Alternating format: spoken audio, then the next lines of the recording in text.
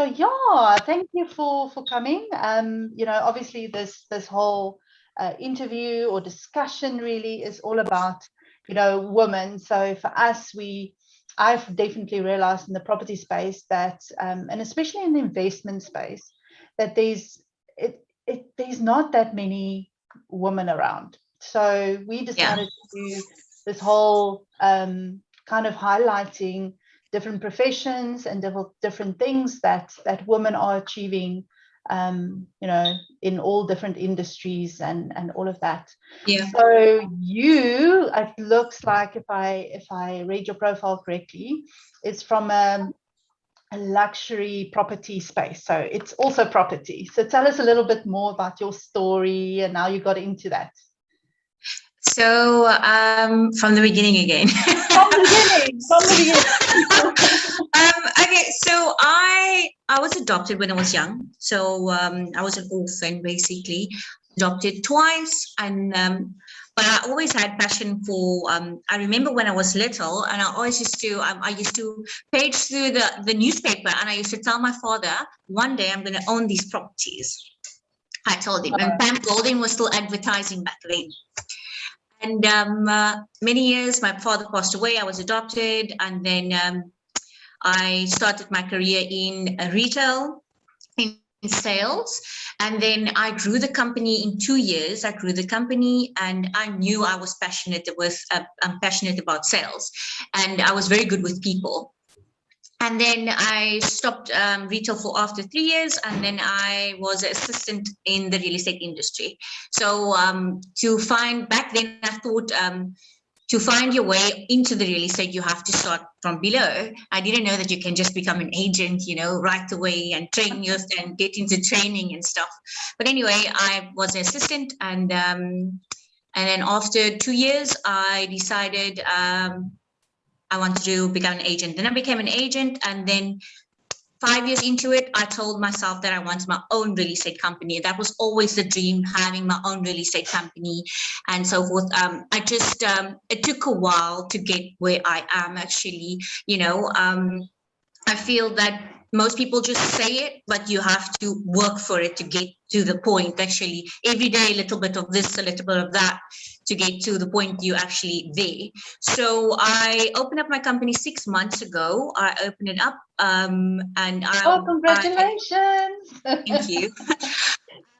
I have to say, sometimes I have to pinch myself still that it's actually happening for me. I'm very happy and proud of myself that I have a supportive and motivated partner, because if it wasn't for him as well, I wouldn't be here where I am, because he believed in me as well.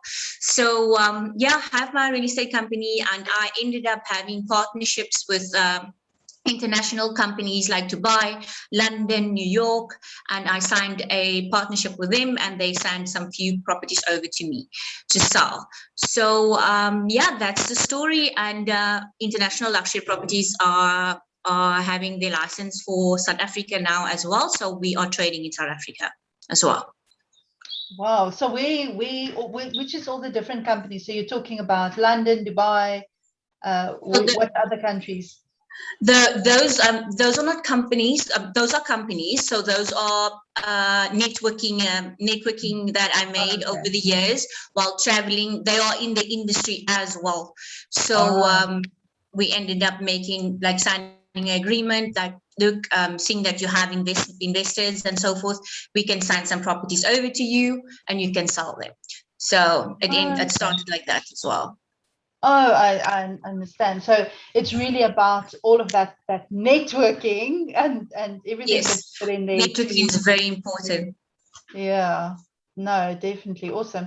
So I mean, let's go back to the beginning. So you being adopted. Sorry. Can you hear me? Yeah, I can hear you. I said I only wrote some certain things down, but I should have written the beginning of the story. I should have written this down. So I want to go back to the beginning of the beginning. Okay. Okay. So I mean, it for me, it's quite amazing that a lot of people will be like, you know, when you're an orphan, that just puts you 10 steps behind. But, you know, you really managed to get adopted twice, which I've never heard of before. So that is in itself quite amazing. But through all of that, you know, coming from an environment like that, you managed to get a luxury property. So you decided, like, I'm going all the way. I said this. I have a life coach as well. So my life coach always told me, what you need to be exclusive. So think exclusive. He said, like, don't start from, don't think below. You must think top. So I thought, okay, why not? If not, why not? Yeah. So, and I think for me as well, it was my first coach was a property coach, but he turned out more to be like a life coach, because it challenges your mind. You know, he was saying that don't think that there aren't people in this world that can pay the same amount of money for a kid's toy that you pay for a house. There are people that do that. So just think the world. Don't think just your little environment over here. Think out of the box, not in your box. Yes, exactly. So, I mean, yeah. So, what would you say was sort of your main driving force of deciding that this is property is the way that you want to go, and not something else? Because I mean, you could have done anything, right? So basically, I will say it's my calling. That's what I always say. It's my calling, that I know property was for me. I actually wrote this part. I wrote down. So I said criticism is something that I'll never it's taken years of hard work to be comfortable with who I am. Criticism is something that I'll never handle well in the past, but I've learned to deal with it. People are always going to talk, and reality is that you can't be everybody's cup of tea. And while everybody is entitled to their own opinion, it's just an opinion. I always believed that I was meant for, I was good with people. And that's when I knew that if I could be good with people, just in retail, if I could sell retail stuff, I could sell bigger things than that. And my passion for real estate came with either interior designing. My guardian that I was staying with, she always had a taste for interior designing. So everything was very high end and very she didn't have much money, but she always believed she always had good taste in interior designing and stuff. And I always felt that that was one of my passions. But when I walk into a property, I just know, I'm so attention to detail. I look at everything, the ceilings, the attention to detail, everything. And that's when I knew it was for me. I'm very passionate about it. So I can, that's how I describe it. When I walk into the property, I just feel it, and I can just, my eyes just goes everywhere. And then, so I have to, I mean, this is a question I'm sure everybody's going to want to know, but I specifically want to know it. So what is the most expensive thing that you've sold? When you think about luxury global, what is the most expensive thing that you sold? I think the most expensive thing that I sold was a 20 million property. Okay. That was one of my highlights. No, actually, I'm actually busy. Yeah, the 20 million property.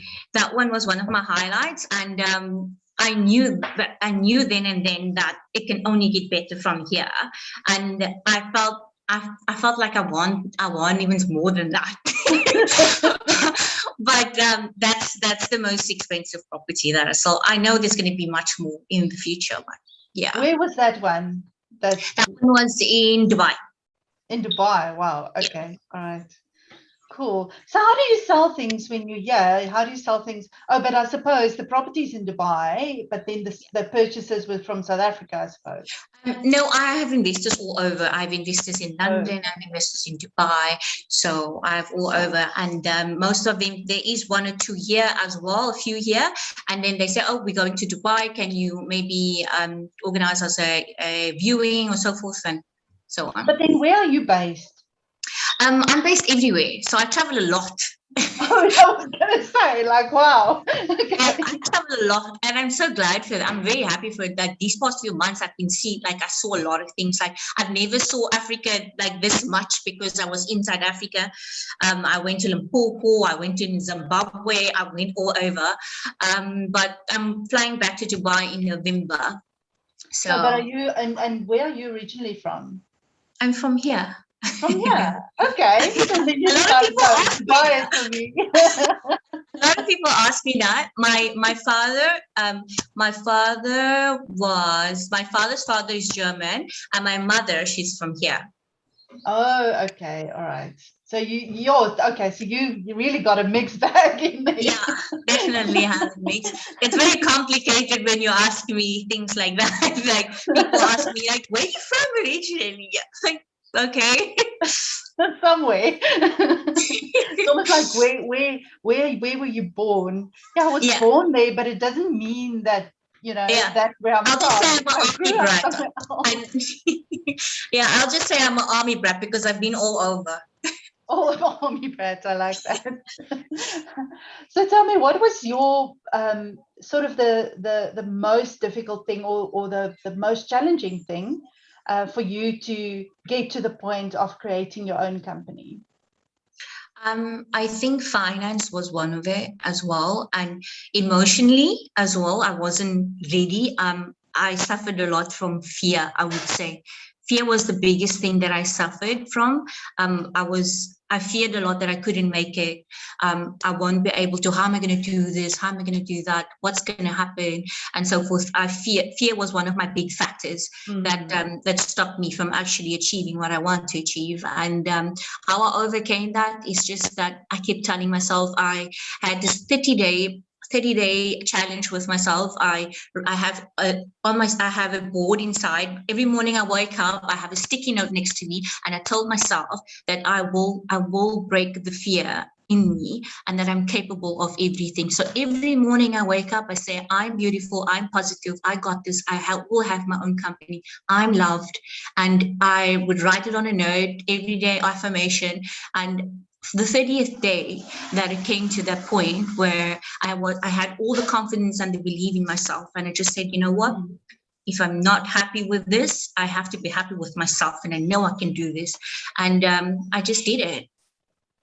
That is actually amazing, because I truly believe in affirmations, but the way you do it is cool. So like every morning you've got just this pack of sticky notes next to your bed, and you write it down, you stick it up on the wall, type of thing. Yeah. It's in my toilet, actually, on the mirror. So I go to the mirror a lot in the toilet.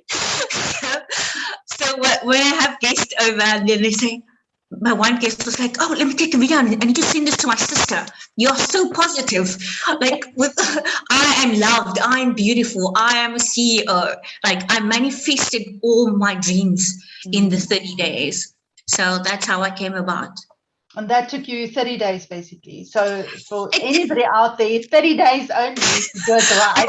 I won't say it's 30 days, but it takes a lot, months to actually build up to the point, that it has to trigger you. I always believe there's something, everybody, you can change any day, any minute, After a speech, you can even change. Your mind can just switch over and say, okay, I decided to clear up my act today. Something like that.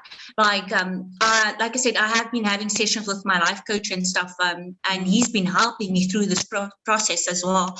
And I believe I was in my process, and I'm still in my process to achieving my greatest goals. So So where are you going to? What is the ultimate dream here? Come, tell us. So the ultimate dream is to have properties all over the world, more countries, expanding to more countries, but owning them. As well, owning them as well, and having branches in another country as well. I know I'm capable of it. It's sometimes I feel that it's just there in the air, but that is the dream, to have international, more branches internationally. Yeah, and I suppose it's only been 6 months, and it takes time to build a company. Yeah, it does. It does. And It the bigger does. you get, the more different challenges it comes with. So, Exactly. like, yeah, it's still early days, and you've achieved so much already. So I'm sure next year, this time, if we talk, you're going to be like, I've got these countries and I've got this house. I can definitely see that that coming soon. Definitely, So what is definitely. the one piece of advice that you would give any woman out there that wants to start her own business? You have to believe in yourself. No one else is going to believe in yourself. I have this saying, if you want to stay on the island, you have to burn your boat. You have to cut off of everything. Burn the boat. You have to cut off and believe in yourself. Anything is possible if you believe in yourself. Yeah, I like that thing, burn the boat. If you want to stay on the island, yeah, if you want to stay on the island, you have to burn the boat. You have to burn the boat. Yeah, otherwise you can too easily go back. Yeah, and I Yep. mean, I've seen so many people trying to build their own businesses, and then it's like you say, they just give up too quickly. So it's really about making sure you don't have an escape route. It's actually it's funny because there's also this war from now I can't remember the name of the book, but it's a famous war book from Winston Churchill or somebody that also had the same thing. It's like, when you go into a battle, you mustn't have an escape route, because Yeah. that way you're not going to lose that battle. Yeah, you're going to go backwards all the time, backwards. Yeah. I'm not perfect.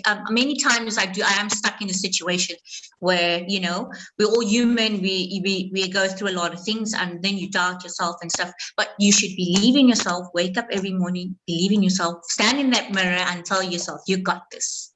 You got this. I love that. All right, awesome. Thank you so much. Not Where a can problem. people reach you? So if they want, if we, and I'm sure there's lots and lots of people, I hope, with lots of money listening to this. Where's the positive energy? There's There would be lots of people. Yes, lots of How can people out. how can they contact you if they want to buy a villa somewhere in Dubai or somewhere else? So basically, you can reach me on my email and my website as well. It's internationalluxuryproperties.com. It's registered online, and you can just search for my name. I'm linked to that as well on my LinkedIn, Naeelah Schonlo, on my LinkedIn, on my Instagram, on TikTok, on all social platforms, Twitter. I'm all on that. So you can just search for my name. I'm linked to my international property company. All right, awesome. And we'll also put it in the comments in the video so people can contact you. Brilliant. Thanks.